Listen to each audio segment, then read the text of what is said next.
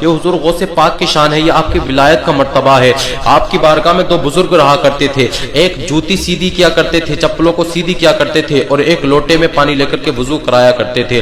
کچھ لوگ آتے تھے، ان کی خدمت کیا کرتے تھے۔ جب وہ دو بزرگ ایک دن آپس میں مشورہ کرنے لگے، جن ایک کا نام شیخ محمد تھا، وہ چپل سیدھی کرنے والے سے کہتے ہیں یار یہ لوگ پتہ نہیں کیوں آتے ہیں، یہاں پر آتے ہیں اور چلے جاتے ہیں۔ تو دوسرے وہ چپل سیدھی کرنے والے کہتے ہیں شیخ محمد یہ لوگ یہاں پر آتے ہیں اور آ کر کے حضور غوث اعظم دستگیر کی بارگاہ میں حاضری دیتے ہیں اور آ کر کے چلے جاتے ہیں، لنگر ونگر کھاتے ہیں اور چلے جاتے ہیں، یہ سیر و تفریح کرنے کے لیے آتے ہیں، اسی لیے آتے ہیں اور چلے جاتے ہیں۔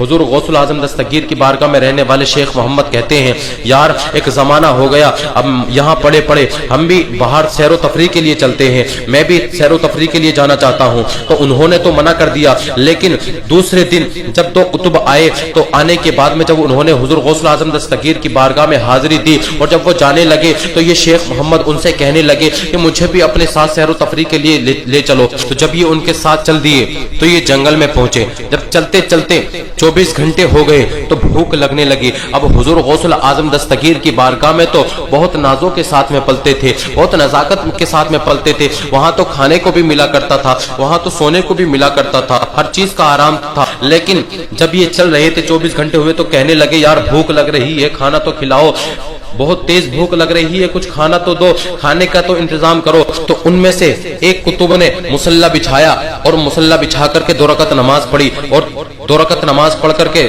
دعا مانگی۔ تو جب انہوں نے دعا مانگی تو اللہ تبارک و تعالی نے ایک خوان نازل فرما دیا، یعنی انہوں نے پیٹ بھر کے کھانا کھا لیا اور پھر چل پڑے۔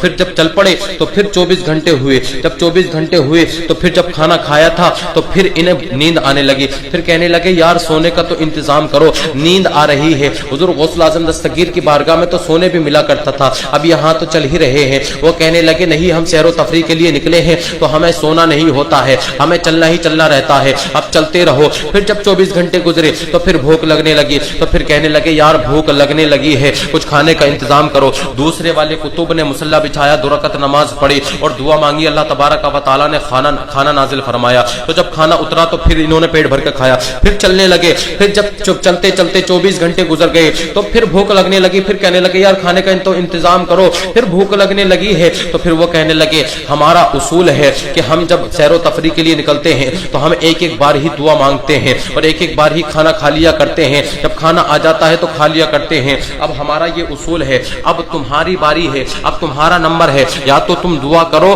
تو کھانا مل جائے گا، اگر دعا نہیں کرو گے تو پھر چلتے رہو، ایسے ہی بھوکے مرو۔ تو انہوں نے کہا مجھ سے تو کچھ آتا بھی نہیں ہے۔ تو کہنے لگے کچھ آئے یا نہ آئے لیکن دعا تو اب تمہیں ہی کرنی ہے، کھانا تو تمہیں ہی منگوانا ہے، منگاؤ کھانا یا پھر بھوکے چلتے رہو۔ اللہ اکبر کبیرہ جب اتنا کہا تھا تو انہوں نے رب تبارک و تعالی کی بارگاہ میں ہاتھ اٹھا دیے اور کہنے لگے، عرض کرنے لگے اے اللہ میں نہیں جانتا کہ یہ کیا مانگتے ہیں اور کس کے صدقے میں مانگتے ہیں، اے اللہ جو یہ مانگتے ہیں اور جس کے صدقے میں مانگتے ہیں، اے رب تبارک و تعالی جس کے صدقے میں مانگتے ہیں تو اسی کے صدقے میں تو کھانا نازل فرما دے۔ جب اتنا کہا تھا تو رب تبارک و تعالی نے 2 دسترخوان اتار دیے۔ ان دونوں نے مانگا تھا دعا، جب ان دونوں نے دعا مانگی تھی تو ایک ایک دسترخوان نازل ہوا تھا، لیکن اب جب انہوں نے شیخ محمد نے دعا مانگی ہے تو رب تبارک و تعالی نے 2 دسترخوان نازل فرمائے ہیں۔ جب 2 دسترخوان دیکھے تو وہ پوچھنے لگے حیرانی کے ساتھ، ارے یہ تو بتاؤ تم نے دعا کیا مانگی؟ ہم نے دعا مانگی تھی تو ایک ایک دسترخوان نازل ہوا تھا، تم نے دعا مانگی تو 2 دسترخوان نازل ہوئے، یہ تو بتاؤ تم نے دعا میں مانگا کیا ہے، کس وقت کیسے دعا مانگی ہے؟ تم تو کہتے تھے کہ ہم سے کچھ آتا نہیں ہے، تم نے کیسے دعا مانگی جو رب تبارک و تعالی نے 2 دسترخوان نازل فرما دیے؟ تو وہ کہنے لگے یہ دعا مانگی، اے اللہ یہ اقطاب جس کے صدقے میں دعا مانگتے ہیں، جس کے نام کے وسیلے سے دعا مانگتے ہیں، انہی کے صدقے میں تو کھانا نازل فرما دے۔ تو وہ کہنے لگے تمہیں پتا ہے ہم کس کا وسیلہ دے کر کے دعا مانگتے ہیں؟ کہنے لگے بتاؤ کس کا وسیلہ دے کر کے دعا مانگتے ہو؟ کہنے لگے غوث اعظم کی بارگاہ میں چوکھٹ پہ جو لوٹے میں پانی لے کر کے وضو کراتے ہیں، ہم ان کا وسیلہ دے کر کے اللہ تبارک و تعالی سے مانگتے ہیں، تب اللہ تبارک و تعالی ہمیں کھانا کھلاتا ہے۔ تو انہیں وجد آ گیا سن کر کے اور وہ بے ہوش ہو گئے۔ جب ہوش ہوش میں آئے تو کہنے لگے ارے تمہیں پتا ہے وہ لوٹے سے جو پانی لے کر کے وضو کراتا ہے تمہیں پتا ہے وہ کون ہے؟ ارے وہ میں ہی تو ہوں، یہ شان ہے میرے غوث الاعظم دستگیر کی۔ تو کہنے لگے